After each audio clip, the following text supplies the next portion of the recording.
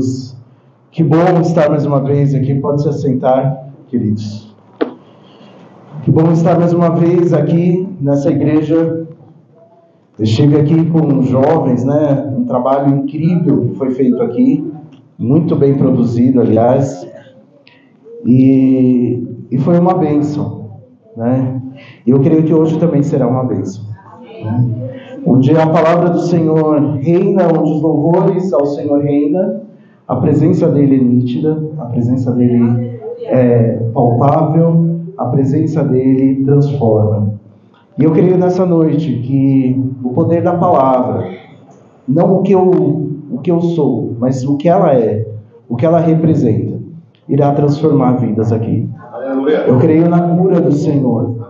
Eu creio na transformação de um povo quando a palavra do Senhor entra no coração. É assim o nosso processo. Quando nós recebemos a palavra de Deus no nosso coração como terra fértil, nós colhemos aquilo que o Senhor tem para nós. Em 2020, pastor, eu estive na Amazônia em missão, lá nos Ribeirinhos. Foi uma bênção. E quem recebeu a gente lá na Amazônia foi a Igreja Assembleia de Deus. Foi uma igreja maravilhosa, assim, um pastor querido que nós temos amizade, um carinho grande por ele, pastor Cláudio. E o que eu fiquei mais impressionado nessa missão, missionário é assim, né? Missionário vai para o campo, acha que tem tudo para entregar, e chega lá no primeiro dia, Deus já começa, né? Vim para trabalhar na sua vida também, querido. A palavra é para ele, mas é para você também. E eu lembro que no primeiro culto que eu cheguei, que presença de Deus gloriosa naquele lugar. No meio da floresta, onde os irmãos chegam de barquinhos, né? Aqui a gente chega de carro, de ônibus, de Uber. Os irmãos chegando de barquinhos, estacionando os barcos em frente à igreja. Uma igreja linda, linda, linda, linda. Uma igreja com ar-condicionado, pastor. Uma igreja com uma orquestra linda. Aí você fala, meu Deus, como pode no meio da floresta tudo isso? O poder de Deus.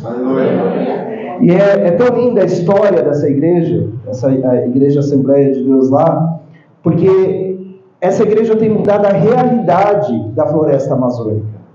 Muitas casas, muitos irmãos, muitas pessoas que tinham algumas dificuldades ali, através da chegada desse ministério, foi dando a essas pessoas acessos. Então hoje a gente vê barquinhos lá com motores, a gente vê casas com ar-condicionado, porque lá é um calor muito grande. Então a gente chega lá e fica realmente perplexo com tudo que Deus está fazendo na história daquela igreja. E nós cremos que quando a igreja está aberta para que o reino de Deus se manifeste, tudo ao redor dela é transformado.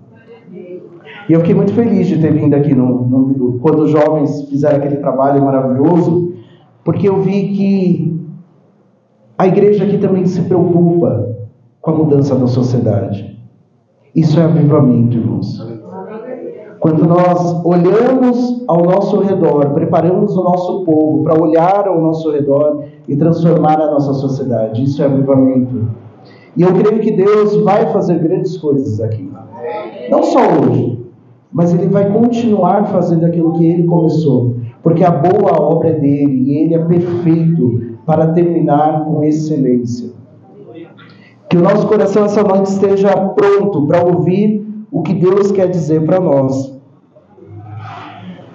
Eu trouxe aqui como proposta para essa noite, para conversarmos, feridas que gritam, né? Como o pastor disse, eu sou psicólogo, atuo na clínica também, uma das funções que eu tenho é atuar na clínica, e na clínica a gente encontra pessoas feridas, né, diariamente.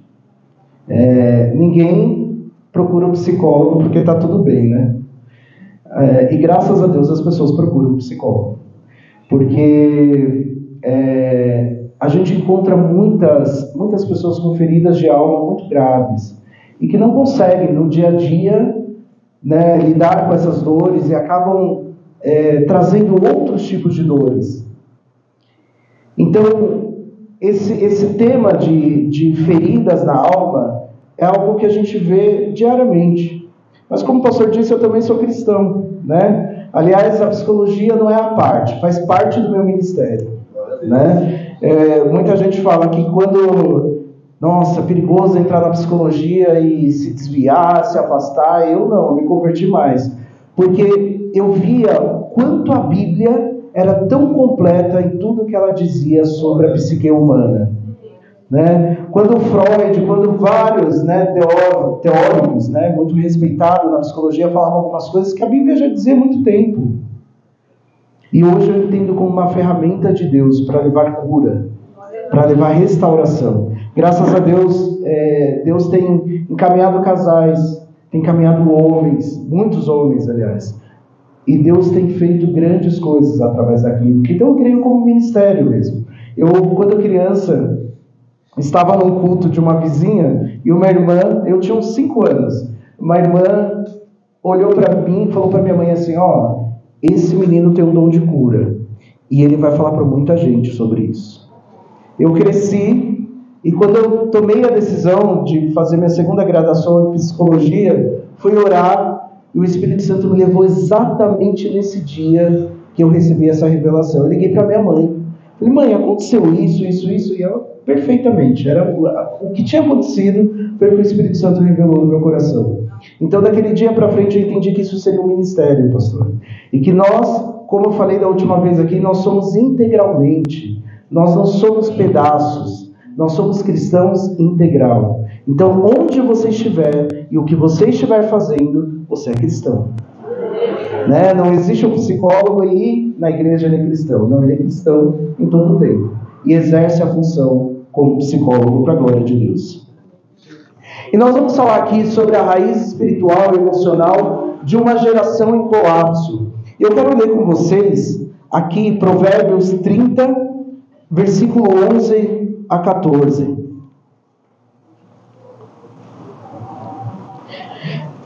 Aqui nesse texto, né, Provérbios 30, está falando sobre a geração de Agur, né?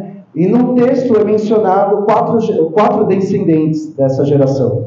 E aqui é um texto que você lendo ele antes desses versículos que eu estou trazendo para essa noite, você vê aqui um gesto de humildade, né? De um homem humilde reconhecendo a dependência e a necessidade de Deus. E aí, eu quero trazer aqui um pedaço desse trecho que diz assim: alguns amaldiçoam o pai e são ingratos com a mãe. Consideram-se puros, mas são imundos e nunca foram lavados. Olham ao redor com orgulho e lançam olhares de desprezo. Seus dentes são como espadas e suas presas como facas. Devoram da terra os pobres e da humanidade os necessitados. Eu quero orar com vocês. Não precisa ficar em pé, não. Eu quero orar para que o Espírito Santo fale com você nessa noite, através desse texto. Mas eu te convido nessa oração a dizer: Deus, eu quero colocar meu coração diante do Senhor agora. Eu quero tirar as minhas preocupações de lá de fora. Eu quero tirar a minha mente dividida com os meus problemas. Eu quero prestar atenção no que o Senhor tem para falar comigo nessa noite. Para que eu não saia daqui da mesma forma que eu entrei, mas que eu saia daqui transformado pelo poder da Tua Palavra. Espírito Santo de Deus, nós estamos aqui nessa noite porque cremos no Senhor. Porque cremos que Tu és um Deus vivo, um Deus poderoso. Um Deus que transforma o homem, toda a história do homem. Um Deus que tem o Evangelho para o homem todo. Um Deus que transforma a nossa particularidade, um Deus que transforma o nosso interior, um Deus que se comunica com o Teu Espírito através do nosso Espírito, um Deus que sara as nossas feridas na alma, um Deus que sara as nossas feridas no nosso corpo. E nós queremos nesse momento nos render diante do Senhor e da Tua Palavra e pedir: Espírito Santo de Deus, toma liberdade neste lugar. Que a palavra aqui citada, que a palavra aqui lida, que tudo que foi dito aqui nessa noite, tudo que vai ainda for falado nessa noite, seja, Senhor, a Tua palavra viva em cada coração. Em nome de Jesus, nós repreendemos qualquer distração, nós repreendemos qualquer malignidade que venha nos tirar desse lugar, para que nós saiamos daqui, Senhor, transformados e curados pelo poder do Teu nome. Em nome de Jesus, Senhor, que todo temor da Tua palavra esteja no nosso coração. Que nós saibamos aqui, ó Pai, que estamos diante de um Deus soberano, um Deus grande, poderoso. E é esse Deus que nos rendemos, e é esse Deus que nos submetemos. Em nome de Jesus. Amém. Então, aqui nesses versos que eu falei, né, de 11 a 14, a Bíblia está descrevendo a geração que amaldiçoa os pais, a geração que se acha pura, né, que é arrogante e destrói com a língua. Né? A psicologia vai dizer que isso são traumas, né, traumas de feridas interiores, mal resolvido, rebelião de uma alma, mas seja qual for, né, o que nós vamos considerar aqui, tudo se resume a uma geração despedaçada. Uma geração em que o coração já se foi todo o temor, né? Um coração que já se foi toda a presença, toda a sensibilidade de quem Deus é. E aí, eu quero falar com vocês, abrir esse tema falando de Provérbios 23:7, no próximo slide, que diz que assim, pode pular, assim como o homem pensa, é a forma como ele se torna.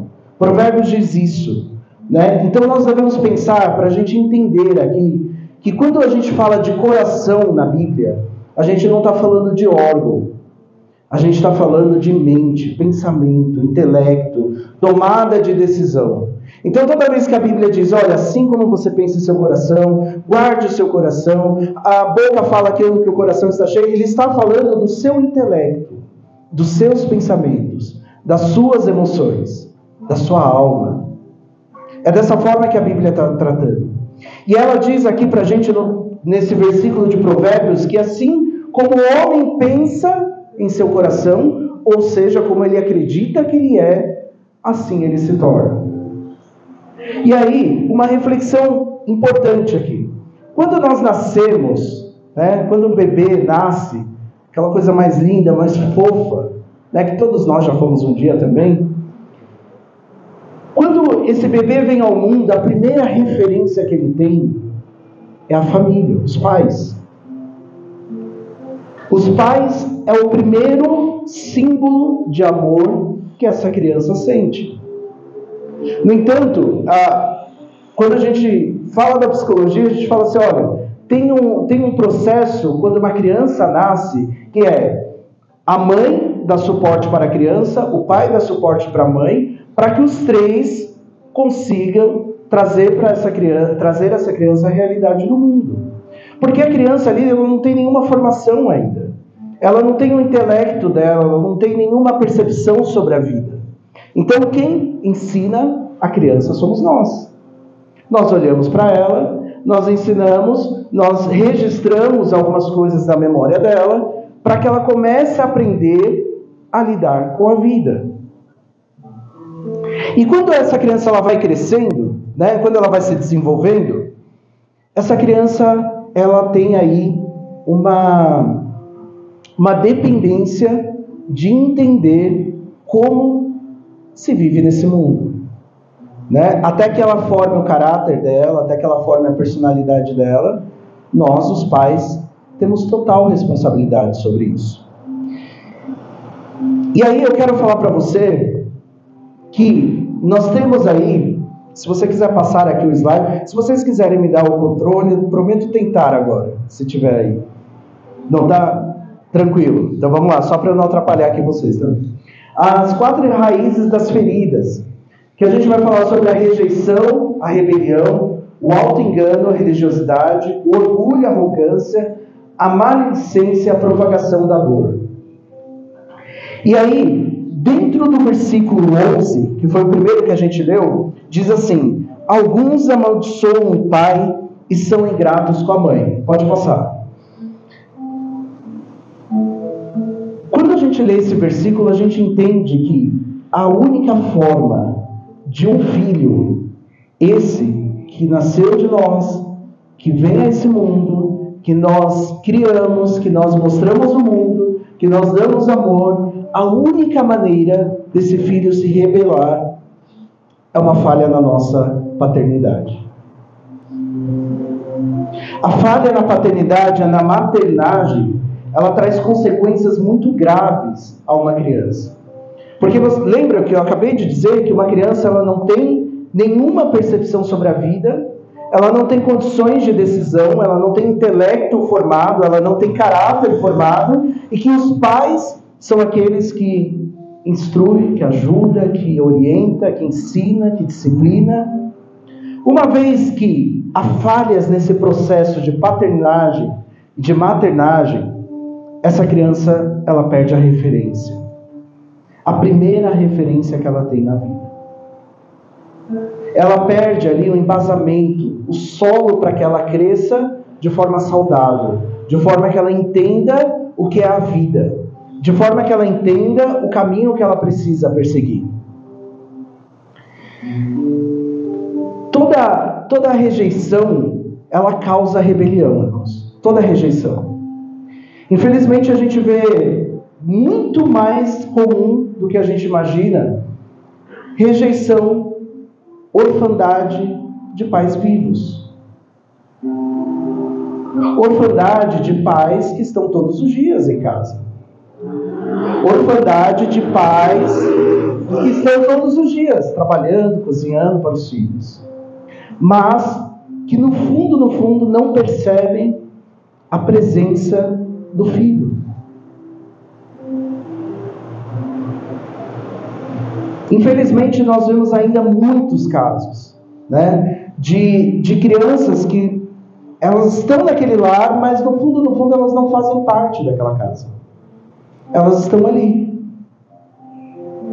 Elas só fazem parte, né, do grupo, né, da composição, mas não faz parte do afeto, do amor, do cuidado, do carinho.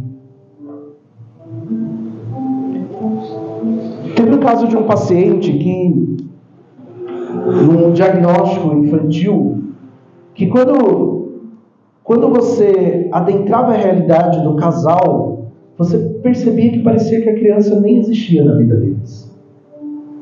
Porque era tudo sobre eles, sobre a vida deles, sobre o trabalho deles, e a criança era apenas um anexo ali. Então existem muitas crianças hoje, né, muitos filhos que são órfãos de pais vivos, que não têm atenção, que não têm palavra de incentivo, que não têm amor, que não têm afeto, que não têm cuidado. E quando a gente olha para isso, para essa raiz, né, de maldição sobre a vida, rejeição e rebelião, a gente percebe que espiritualmente a raiz de maldição está na quebra de honra entre pais e filhos. E está na quebra de honra entre pais e filhos porque nunca criaram espaço de respeito. Nunca criaram espaços de elo, de amizade, de família. E isso emocionalmente acontece a rejeição, as feridas. E aí começa o processo de rebelião. Tudo que os pais falam, parece que entra por aqui e sai pelo outro lado. Porque não tem credibilidade. Já perdeu o respeito. Os filhos não ouvem mais. Os pais não têm diálogo mais. Não há comunhão dentro de casa. Não há unidade dentro de casa. É como se todo o tempo a criança precisasse provar que ela existe ali. Às vezes não é a sua realidade como pais, mas talvez você tenha sido um filho assim. Um filho abandonado pelos seus pais. Um filho que, apesar, né, de ter pais, mas vivia dentro de casa como se não existisse. E aí um perigo muito grande também, e que a gente carrega pelas gerações, que é eu aprendi a ser assim. Então eu vou continuar sendo desse jeito, né? Eu nasci assim, eu cresci assim, vou morrer assim. Por quê? Eu não fui acostumado a ter atenção. Eu não fui acostumado do meu pai receber um beijo, receber um abraço. Então, por que eu vou fazer isso para o meu filho? Ele precisa crescer aprendendo como eu aprendi. E nós perpetuamos esse ciclo de feridas. Feridas de falta de afeto, de amor, de cuidado, de zelo, de respeito e que geram rebelião. E aí, eu quero dizer aos pais, né, tem um versículo que a gente conhece bem, né, que é Efésios, pode passar, Efésios 6:4, que diz que nós não devemos provocar a ira dos nossos filhos, né? Porque quando nós entendemos que o nosso filho é um ser humano, nosso filho também é um ser pensante, nós somos responsáveis por desenvolvê-lo nesse mundo, nós precisamos perceber o que Deus está dizendo para nós, através das suas escrituras, na nossa educação. Como educar os nossos filhos? E a Bíblia diz, em Efésios 6:4, não provoqueis a ira dos seus filhos. Queridos, eu não sei você, mas eu creio que tudo que está na Bíblia tem propósito. Eu creio que nenhuma palavra posta aqui dentro é à toa. Nós precisamos acreditar que tudo que Deus trata aqui é porque, de fato, Ele quer tratar os nossos corações. Então, quando Ele diz não gerar a ira, Ele está dizendo não crie ressentimentos com atitudes abusivas com seus filhos, injustas ou negligentes. Criar disciplinas, inclusive com limites, mas em amor. Dá para disciplinar em amor. Aliás, a Bíblia diz que o nosso Pai, por nos amar, o que Ele faz? Nos disciplina. Deus, quando Ele se coloca no lugar, quando nós colocamos Deus no lugar de Pai na nossa vida, não só como Deus Senhor, mas como Pai, Ele nos disciplina, porque Ele nos ama. Então, disciplinar os nossos filhos, colocar limite para os nossos filhos, também é amor. Mas nós precisamos entender que dependemos de uma sabedoria que vem dos céus, para que a ira dos nossos filhos não sejam provocadas, e aquele elo que nós temos de confiança seja quebrado. Atitude de rebelião é atitude de amor, solicitação de amor, carência.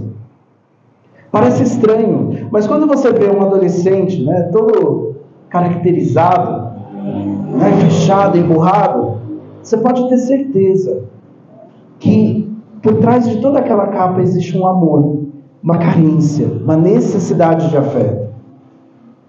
Às vezes ríspido, às vezes grosseiro, às vezes mal educado.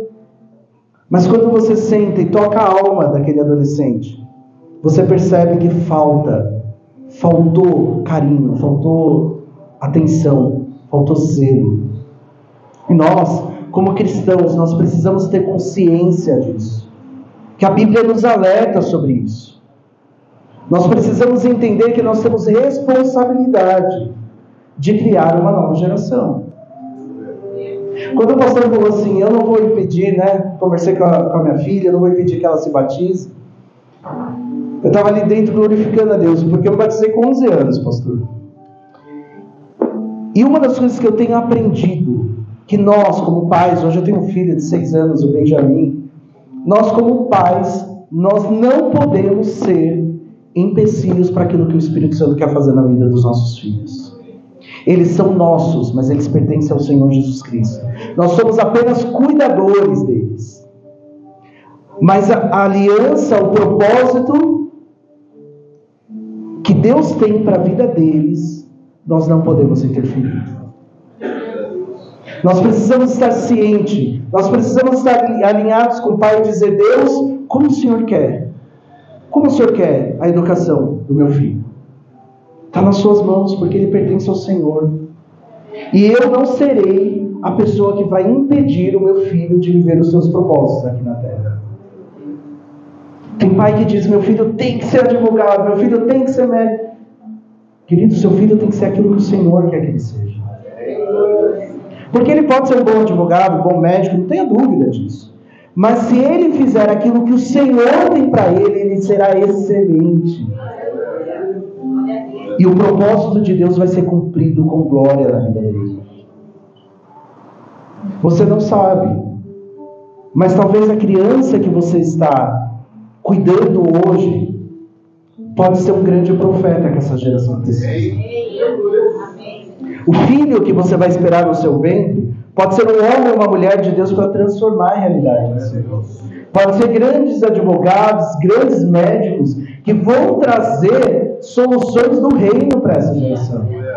Então, queridos, entregue ao Senhor e diga, Senhor, me ajude na melhor educação para os meus filhos. Naquilo que vem do Senhor. Me ajude a respeitá-los. Me ajude a amá-los. Me ajude a ter responsabilidade nessa missão que o Senhor me deu. Querido, uma casa disfuncional é uma sociedade disfuncional. Tudo começa na família. Como a ordem lá fora, se dentro de casa não há nenhuma ordem? Nós propagamos aquilo que nós somos ensinados. Somos ensinados com ódio, propagamos o ódio. São esses inícios que começam as feridas na alma. Quando há uma casa disfuncional. Quando há uma casa em que os pais não olham para os filhos como herança do Senhor, como presente do Senhor. E se você tem noção disso, de que nossos filhos são herança do Senhor, o nosso cuidado vai triplicar. Você precisa ter consciência de que o seu filho é herança do Senhor. E que você tem responsabilidade sobre a vida dele aqui na terra. Você tem responsabilidade de ser um agente de cura na vida do seu filho. Das feridas. E não um agente causador das feridas dos seus filhos. Um lar sem ambiente. Um lar sem amor, sem respeito, sem conversa. Um lar em que o abuso, a autoridade. Um lar em que o homem grita, desrespeitando todo o ambiente daquela casa. É um lar onde as feridas com certeza estão instaladas. E nós precisamos olhar com a ótica espiritual sobre isso. Há demônios que aguardam apenas as brechas das feridas da alma para manifestar sobre a vida do outro. É muito sério isso. É muito sério. Queridos, olha para o seu lar. Não importa o que você fez até agora. Importa o que você vai fazer daqui para frente através desta palavra. Porque é a palavra de Deus e ela é viva. E ela está aqui para transformar o seu coração, o meu coração. Então nós não podemos sair daqui conformados. Nós não podemos sair daqui dizendo eu sou assim e vou continuar sendo assim. Seja transformado pelo poder do Cristo. Aos pais ainda, em Colossenses 3:21, diz, não desanimem seus filhos. E eu quero dar uma ênfase emocional aqui a isso, que tem pais que têm palavras de destruição constantemente. Palavras de desânimo, palavras de que você não vai conseguir, palavras pesadas, duras, críticas constantes. Não tem palavra de amor, de incentivo. Sabe como é a autoestima? Como a gente cria a autoestima dos nossos filhos? Não é falando que ele é bom em tudo. Não é falando que ele é lindo, o mais lindo de todos. Pra gente é. Sempre é. Né? Sempre vai ser. Mas não é assim que a gente cria a autoestima dos nossos filhos, segurança dos nossos filhos. É reconhecer o que ele é bom. É reconhecer aquilo que ele tem. E apoiá-lo naquilo que ele precisa desenvolver. É assim que a gente cria. Filhos com autoestima equilibrada. Filhos seguros. Tem aqueles pais que têm aquela cobrança excessiva sobre os filhos. A gente não pode esquecer que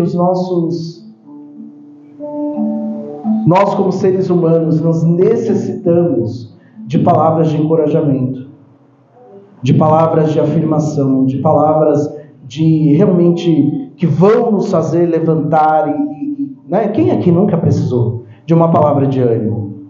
Quem aqui nunca procurou o pastor para dizer: pastor, eu preciso de uma palavra que estou desanimado? Ou procurou um irmão e disse: ora por mim porque hoje eu não estou bem. Nós precisamos, queridos. Somos seres humanos e dependemos de sermos todos os dias encorajados na palavra do Senhor, encorajados naquilo que Deus nos chamou para ser. Encorajem seus filhos.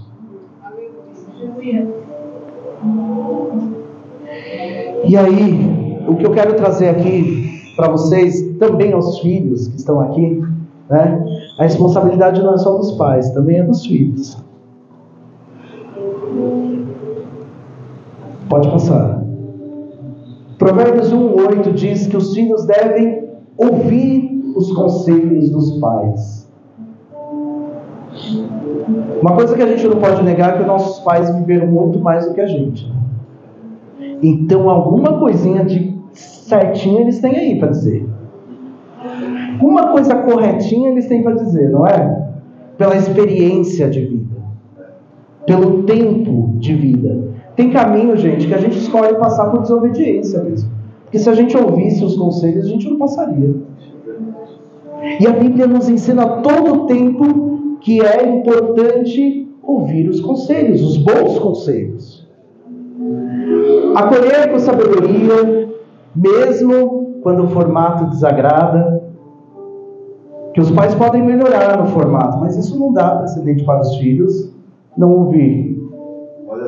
Aceitar, né, no tempo, mesmo quando parece inconveniente, e buscar a maturidade.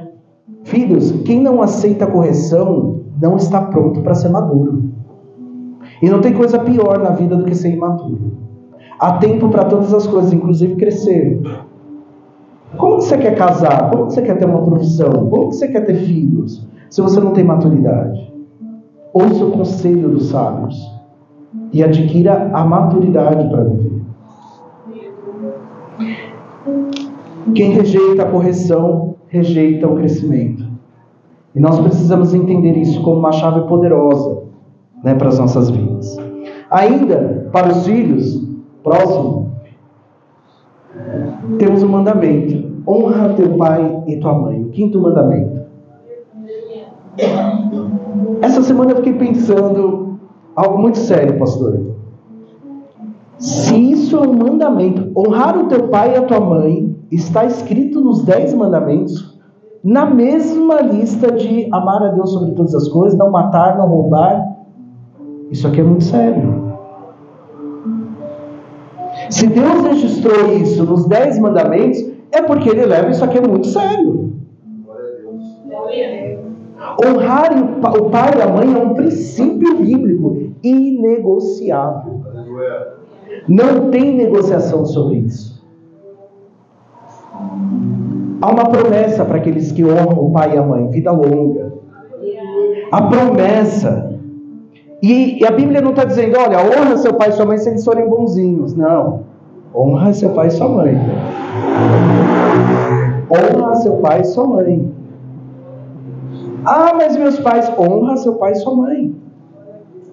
Queridos, diante de Deus nós somos indivíduos e Deus vai tratar a gente no individual. Faça a sua parte, que Deus vai fazer no coração do outro. Não tem como estar debaixo de honra e a atmosfera daquele lugar não ser transformada. Aleluia! Honra teu pai e tua mãe. Este é o mandamento. Fixa isso no seu coração. Honra é uma decisão espiritual. É uma decisão espiritual. Não é uma recompensa emocional. Vou honrar para me sentir bem. Se está nos 10 mandamentos é porque Deus vai olhar essa lista. Deus vai puxar a nossa orelha. Tem filhos que a gente vê que não honra pai e mãe. Aí você diz: e está vivendo aí. Mas, queridos, eu posso dizer com toda a certeza do mundo, não há felicidade no coração desse filho. Porque prosperidade não está relacionada só a uma vida financeira, mas está relacionada a uma vida de saúde, de paz, uma vida em meio à tribulação cheia do Espírito Santo, uma vida alinhada com Deus, uma vida próspera. É muito sério isso. E é a palavra de Deus. Lembra que eu disse que nada que está escrito na Bíblia é à toa? Nada é à toa. Então, para a vida, a promessa longa e abençoada, 100% abrangência, é uma decisão que nós precisamos tomar. Honrar os nossos pais. Honrar. Queridos, nós não podemos aceitar, nesse primeiro passo de uma abertura de um ciclo, a rebelião dentro da nossa casa. Por isso que aqui a gente disse sobre os deveres dos pais, alguns. Se você examinar as Escrituras, você vai encontrar muito mais. Nós precisamos nos adequar àquilo que a palavra diz, para que dentro da nossa casa seja cessado a rebelião, a rebeldia, e não haja feridas abertas na alma. Mas mesmo que haja feridas na alma, o Cristo que cura, Ele ainda está aqui presente, curando as nossas feridas. Próximo versículo 12.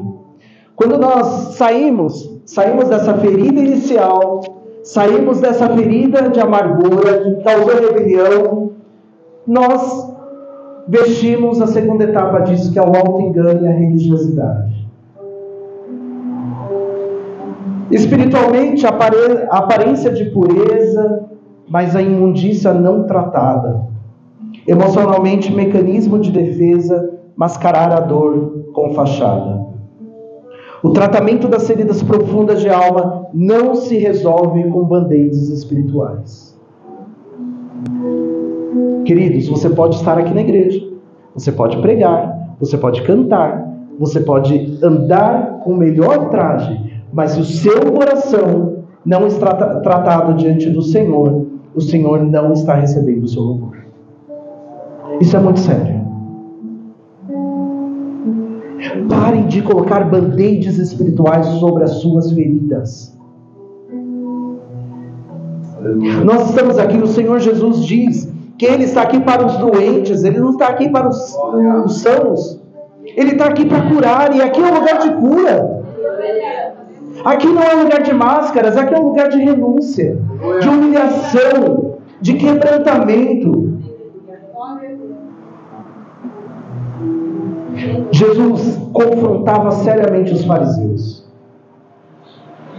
Sabiam tudo de cor, sabiam a palavra de cor, falavam os quatro ventos a palavra de Deus. Olha que bonito. Usavam as roupas, usavam os trajes, mas não conseguiram perceber que o mestre estava entre eles. Religiosidade. Quando o seu coração está ferido e não é tratado diante de Deus, você age com religiosidade. Porque Deus não habita em templo sujo.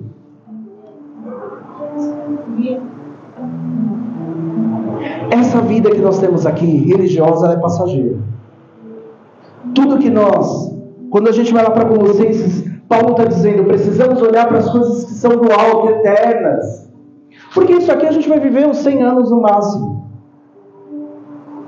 O que nós estamos construindo lá? É resultado da nossa vida aqui hoje. Não vista uma capa. Não vista uma capa. Quando Jesus, lá em Mateus 23, 27, diz assim: ai de vocês, escribas e fariseus hipócritas, porque são semelhantes a sepulcros caiados, que por fora se mostram belos, mas interiormente estão cheios de ossos de mortos e de toda a imundícia.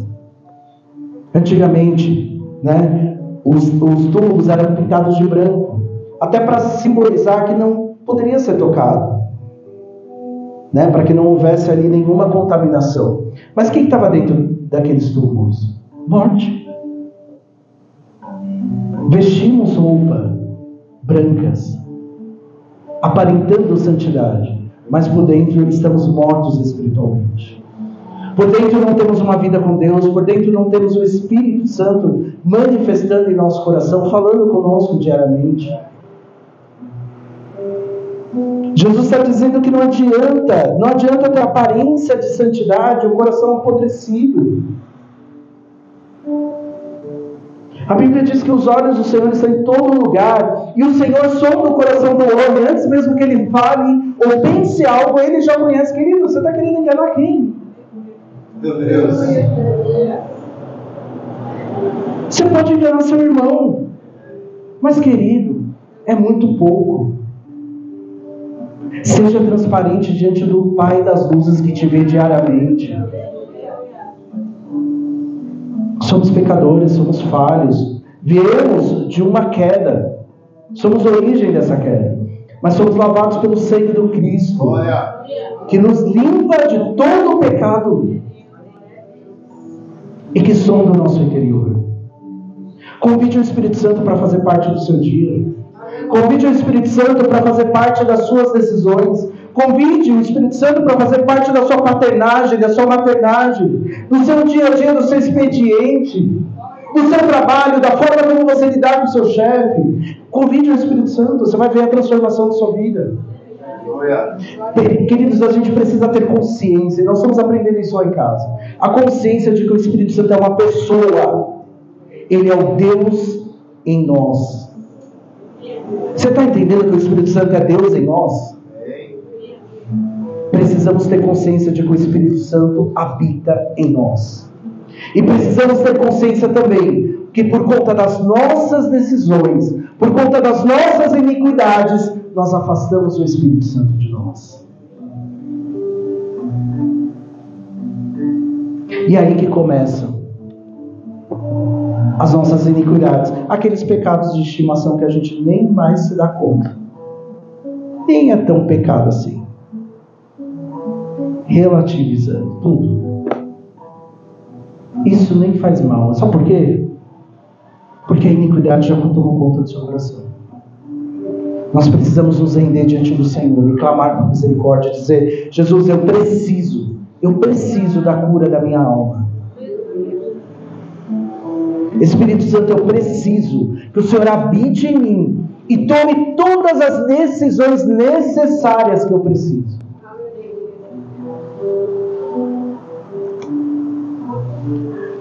Religiosidade é anestesia, não é cura, queridos.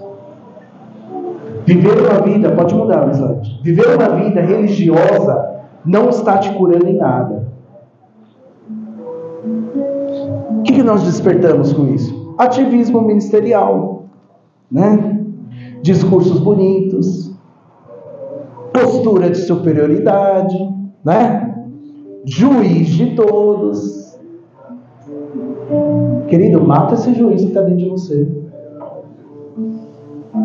Eu tenho pedido para Deus: mata esse juiz de dentro de mim, apontando o dedo, porque eu sou superior, porque eu tenho uma vida YXZ. Ou o pastor me deu um cargo na igreja.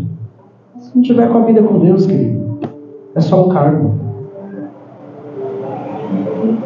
Religiosidade mata. Religiosidade mata. E nós precisamos entender que não é isso que nos levará para a glória de Deus. Existem líderes, excelentes líderes, que fazem tudo na igreja. Olha, você olha para a vida dele e fala: meu Deus do céu, que cara incrível, que mulher incrível. Mas não tem um dia de devocional diante do Senhor. Não tem um dia de relacionamento com o Senhor. Não tem um dia que busca os conselhos do Senhor. Religiosidade. Nós precisamos ter uma vida de comunhão com o Senhor. Deus é soberano. Esses dias eu estava pensando sobre temer a Deus, né? O que é temer a Deus? Queridos, temer a Deus, no meu entendimento, é aquilo que o Espírito Santo trouxe para mim, é assim, querido, Deus pode fazer o que quiser na sua vida. Tema Ele. Reconheça a soberania dele sobre você. Deus pode fazer o que quiser na sua vida. Tema ao Senhor. Porque Ele é soberano. Ele é soberano. Pode passar. Curar dói. Por isso que maquiar é mais fácil. Porque dói, a cura dói. Sabe por quê, querido? Para você ser curado desse espírito de religiosidade maligna, você precisa trazer à luz do que está escondido dentro de você. Quais feridas estão abertas dentro de você? Você precisa trazer quebrantamento, admitir a fragilidade e a necessidade. A Bíblia diz que o Senhor se aproxima daqueles que têm o coração quebrantado. Esses o Senhor não desprezarás. Humilhação, abrir mão do orgulho e da autossuficiência. A Bíblia nos convida a nos humilharmos perante o Senhor e reconhecer as nossas fraquezas, as nossas limitações. Nós precisamos deixar que esse processo seja curado dentro de nós. Agora no versículo 13, pode passar? Olham ao redor com orgulho e lançam olhares de desprezo. Então nós falamos aqui no versículo 11 de amaldiçoam o pai, não honrar o pai e a mãe. Consideram-se puros no versículo 12, mas são imundos e nunca foram lavados. E no versículo 13, olham ao redor com orgulho e lançam olhares de desprezo. Isso aqui está uma geração tratada, uma geração de epidemia que tem acontecido nas igrejas hoje, que é o espírito de superioridade. Queridos, tem uma competição maligna acontecendo na igreja, de quem sabe mais, de quem tem mais vida com Deus, de quem ora mais, de quem faz mais, de quem...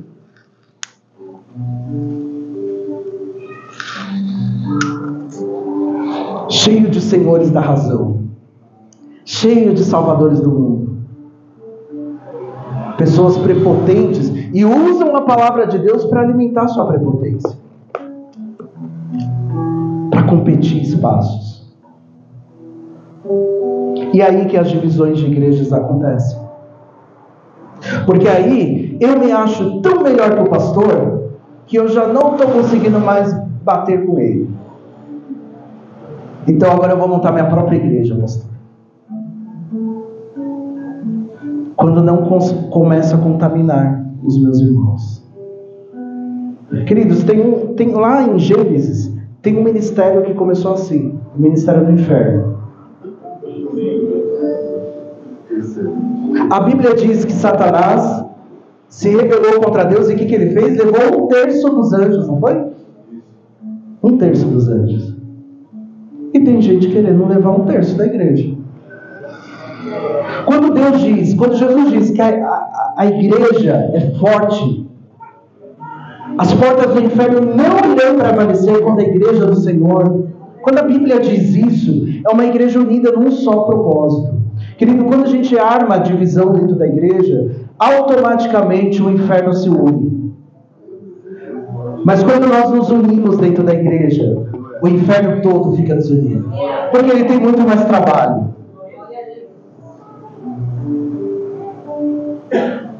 Porque irmãos se acham melhores do que os outros. Porque eu não consigo mais me submeter à liderança.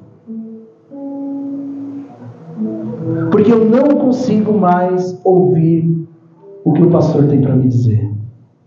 Queridos, há motivos, razões, e o Espírito Santo ele nos leva, que a gente, às vezes os nossos ciclos se encerram, às vezes nós não sentimos mesmo a presença de Deus, estamos no lugar errado, não creio que é a realidade desse lugar, e Deus nos direciona mesmo. E não há problema nisso. O problema é quando o nosso coração age com feridas de rebelião. Homens que passaram totalmente da sensibilidade do Espírito Santo. Tem gente que acha que é responsável pelo avivamento de Deus. Você viu o mover que aconteceu quando eu preguei, pastor? Querido, eu e você dependemos da misericórdia de Deus. Porque se Deus olhasse fora da misericórdia e da graça dele, nós seríamos consumidos aqui. O mover espiritual que acontece é porque a glória de Deus e a misericórdia dele está sobre nós. Não é sobre mim, sobre você, é sobre o propósito dele. Gente, para de achar que é protagonista. Quem aqui foi chamado na sala do conselho de Deus para ver se era para construir a Arca de Noé? Quem aqui foi chamado para decidir se Jesus tinha que vir morrer ou não? Você é protagonista do quê? A nossa vida não é sobre nós, é sobre Ele. Que tudo manifeste a glória dele. Porque por Ele e para Ele são todas as coisas. Nós apenas servimos. Glória a Deus pela sua função aqui na igreja. Mas você é servo. Quanto maior o seu cargo aqui na igreja, mais servo você tem que se tornar. No culto fúnebre, que não é nada legal, né, pastor? Resolver brigas, aconselhamento. Isso é servo, é servir. Não tem nada de elegância nesse cargo, não, queridos. Jesus deixou a glória dele para vir nos servir. Se Ele que é Deus veio nos servir, quem você é na fila do pão? Está achando que é quem? Nós não somos protagonistas da nossa história. Nós somos apenas servos do Cristo que nos chamou das trevas para a maravilhosa luz, para sermos instrumentos de Deus nessa geração que estamos vivendo. Seja servo, seja o melhor funcionário da sua empresa. Deus te chamou para um cargo de liderança, seja o melhor líder, sirva. Eu estou aqui com meu funcionário, ele está me ouvindo, misericórdia, né? Pregando para minha irmã, para minha esposa, para o meu funcionário. O que vai acontecer? Sirva. Deus te chamou para servir. Tenha um coração de servo, querido. Deus vai te entregar mais quando o seu coração estiver com as motivações corretas. Enquanto o seu coração estiver com as craquentas, né, do pecado, das suas feridas, Deus não vai derramar mais sobre a sua vida.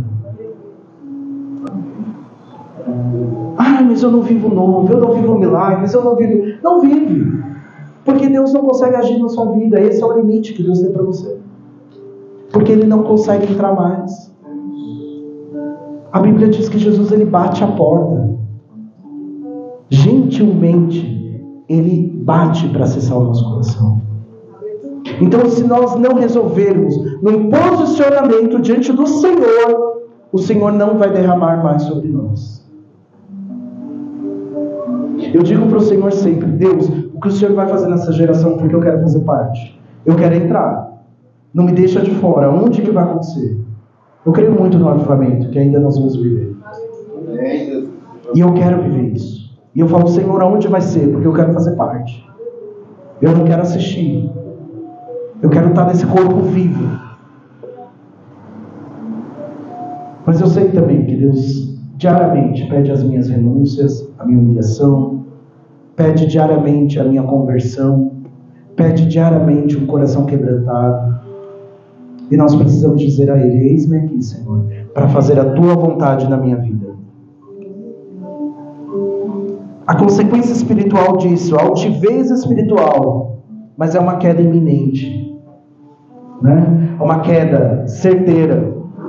Emocional, falso selfie, que grita poder. Quem grita poder é o que mais sente dor por dentro, querido. Está destruído. Por estar tão destruído, destrói a vida do outro. Por estar tão ferido por dentro, fere a vida do outro. Encontra o irmão, você não tem uma palavra de amor do irmão. Porque ele está tão machucado que ele não consegue dar aquilo que ele não tem. A Bíblia diz o quê? Que a boca fala aquilo que o coração está cheio. O que a sua boca tem falado? É Bíblia. A boca fala aquilo que o coração está cheio. Deixa a sua arrogância. Deixa a sua prepotência. Porque o Senhor da casa é soberano. E é a Ele que nos rendemos. Apenas a Ele. Ele é o único protagonista da nossa história. E aí o quarto, aqui no versículo 14, diz: seus dentes são como espadas, e suas presas como facas, devoram da terra os pobres e da humanidade os necessitados. Maledicência e a propagação da dor. E aí encerra o ciclo perfeito, né? Ferido em casa, sem referência paterna, veste uma roupa de religiosidade, cria-se uma capa de orgulho, de altivez, e tem a sua boca como palavra de morte usada por demônios. O poder da vida e da morte está na língua, a Bíblia diz isso. Que nós podemos abençoar e amaldiçoar. Bênçãos e maldições estão inteiramente ligadas àquilo que a gente fala. Eu tenho pacientes hoje que chegam com crise dizendo: eu sou burro, eu sou incompetente. E é uma pessoa brilhante, inteligente, mas ouviu tanto isso dos pais que não conseguem traçar outro caminho para a vida. É tão limitada a mente desse ser humano que ele não consegue pensar em outra coisa. Quando você pensa que você é incompetente, burro, você nem tenta. Você nem tenta. E aí os propósitos do inferno é concretizado.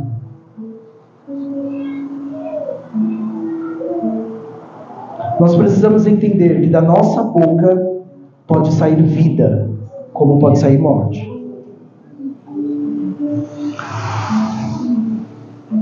A amargura, querido, é um veneno que mata a gente mesmo. A amargura é um veneno que mata a nossa alma primeiro, antes de matar o outro. Quantos corações, né?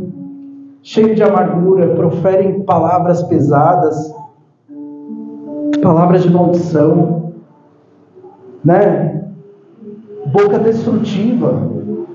É boca destrutiva dentro de casa, é boca destrutiva dentro da igreja. É um diz que me diz, é um tal que tal. Quando não é usado falando, é para orar. Só estou compartilhando para orar. Querido, se alguém está confessando pecado a você, leve isso a Deus e não ao seu irmão. Seja cura na vida do seu irmão. Não faça da vida do seu irmão um noticiário. Seja bênção. Se alguém confiou em você, é porque ele está vendo algo diferente em você. Então respeite a história do seu irmão. E quando você não souber tratar, você pode dizer: querido, nós precisamos conversar com o pastor sobre isso. Eu vou com você, eu te encorajo. Nós precisamos ser curados. Você só vai receber cura. Vamos lá, eu te encorajo. Tem gente que a igreja inteira sabe do problema. E às vezes nem chegou no pastor. Maledicência gera mágoa, gera amargura, gera falta de perdão. A nossa falta de perdão geram feridas na alma. A Bíblia diz sobre demônios que são como moscas que se alimentam da ferida da nossa alma. Aquele ressentimento dentro de você, mosquinhas demoníacas se alimentando daquilo. Nós não podemos colocar band-aids espirituais, nós precisamos cuidar da inflamação. Perdoar não é um sentimento, é uma escolha. Aleluia. Esses dias em casa, falando com a minha esposa, eu falei: Nath, eu tenho às vezes uma dificuldade de entender se eu perdoei algumas pessoas ou se eu coloquei na caixa do esquecimento. Porque às vezes a gente só abandona. Eu pego o problema e coloco numa caixinha e deixo lá. E aquilo, nem lembro mais. Mas cutuca isso aí para ver como que fica. Queridos, não adianta estar na caixa do esquecimento, tem que ser perdoado. E Deus só vai fluir na sua vida a partir do momento que o canal estiver livre para isso. Enquanto o seu coração estiver murmurando, reclamando, maledicente, fofoqueiro, não perdoando, Deus não vai agir na sua vida. E sabe de uma coisa? Você vai ficar para trás mesmo. Porque Deus vai derramar sobre aqueles corações que querem. Muitas vezes eu já me enxerguei numa cena aqui na minha mente, Jesus falando com o povo e eu lá atrás, sem conseguir acessar Jesus. E isso me dava tanto medo, tanto pavor, que eu falava: Deus, como eu estou distante. Mas você só vai se aproximar do Cristo quando você estiver com o coração pronto, rendido a Ele. Essa noite é a noite de perdão. Essa noite é a noite de cura de feridas. Essa noite é noite de quebra de palavras que foram lançadas sobre a sua vida. Essa noite é uma noite de renúncia. Não saia daqui sem dar esse passo diante do Senhor Jesus.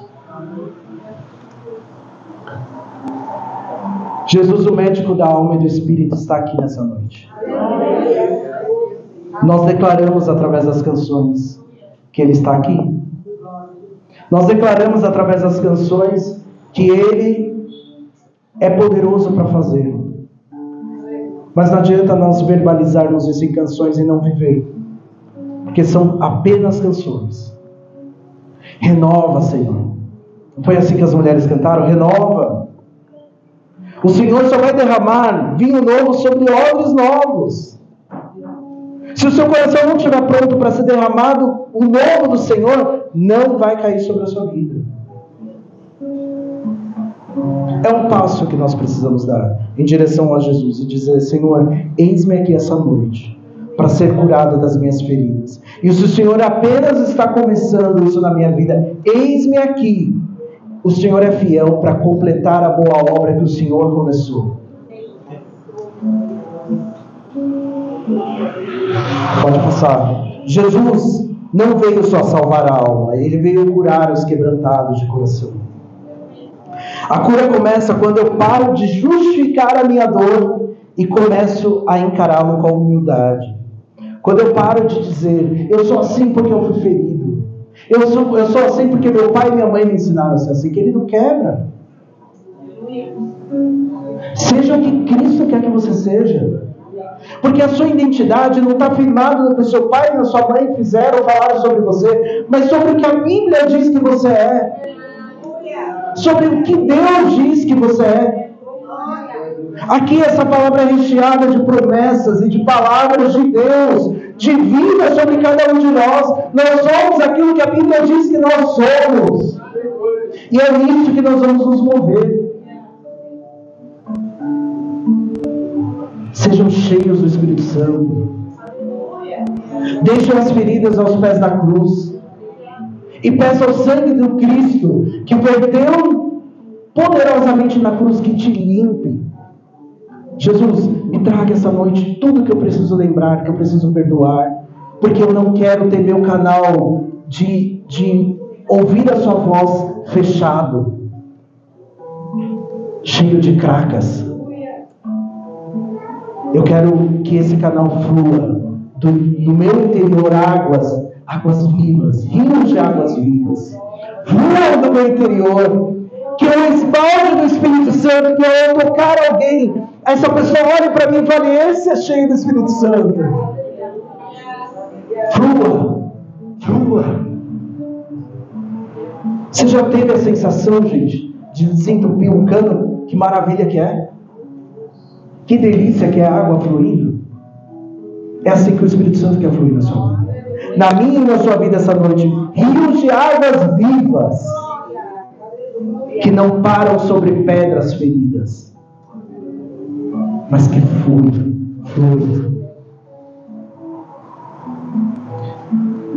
Para nós reconhecermos, para nós sermos romper com esses quatro passos que eu trouxe aqui para vocês, de uma alma ferida, nós precisamos reconhecer a nossa ferida.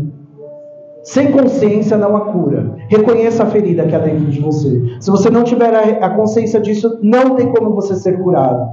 E se você não tem a consciência, peça ao Espírito Santo, revele a mim essa noite. Eu quero ter consciência daquilo que está me impedindo. Deixa Deus tocar onde dói, querido. Ele cura o que a gente esconde. Ele cura aquilo que os homens não veem. Deixa Deus tocar a ferida do seu coração. Deixa Deus tocar a sua alma. Perdoar, mesmo sem vontade. Porque, querido, não é fácil perdoar. Mas perdão é uma escolha. É algo tão sério o perdão, que nós não temos como ser perdoados dos nossos pecados se não perdoarmos aquele que não nos ofende. Você quer o perdão de Deus, mas você não quer perdoar. Quem você é? Quem nós somos? Eu não quero perdoar, mas eu quero ser perdoado pelo Deus soberano e poderoso. Mas eu não quero liberar perdão.